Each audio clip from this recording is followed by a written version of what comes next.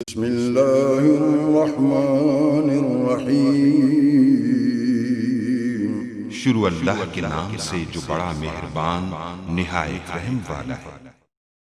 अस्सलाम वालेकुम गाइस। तो इस स्टोरी में मैं आपको बताऊंगा कि आप YouTube की प्लेलिस्ट को जो है वो प्राइवेट, पब्लिक या अनलिस्टेड कैसे कर सकते हैं।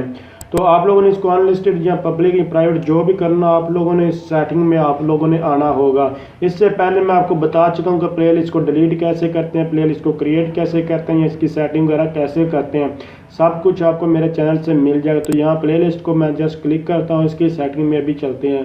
तो ये मेरे पास मुख्तलिफ जो है प्लेलिस्ट है, इनमें से एक किसी को भी प्राइवेट या पब्लिक आप लोग बनाना चाहते हैं तो कैसे बना सकते हैं, अभी मैं आपको ये दिखाता हूँ। तो यहाँ आप लोग यहाँ देख सकते हैं, ऑप्शन आ रहा है एडिट प्लेलिस्ट। तो आप लोगों ने एडिट प्लेलिस्ट पर जो है वो क्लिक करना है।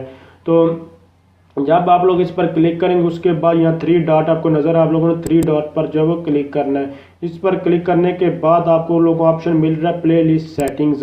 तो आप लोगों ने प्ले लिस्ट सेटिंग में आ जाना है और उसके बाद एडवांस सेटिंग आपको जो है नीचे देखने को मिल रहा है। तो आप लोगों ने एडवांस सेटिंग में आना और उसके बाद यहाँ आपको ऑप्शन देख सकते हैं, ये आ चुका है कि आप लोग इसको पब्लिक, प्राइवेट या अनलिस्टेड कुछ भी कर सकते हैं। आप पब्लिक, प्राइवेट और अनलिस्टेड में क्या फ़र्क है इसके ऊपर ऑलरेडी मैं ट्यूटोरियल जो है बना चुका हूँ। तो यहाँ एडिशनल ऑप्शन भी आप जो भी करना चाहें आप लोग जो है वो कर सकते हैं। तो अगर आप समझ रहे हैं ये वीडियो हेल्पफुल है, इसको लाइक, शेयर और कमेंट्स ज़रूर कीजिएगा। Thanks for watching. अल्लाह हाफिज़।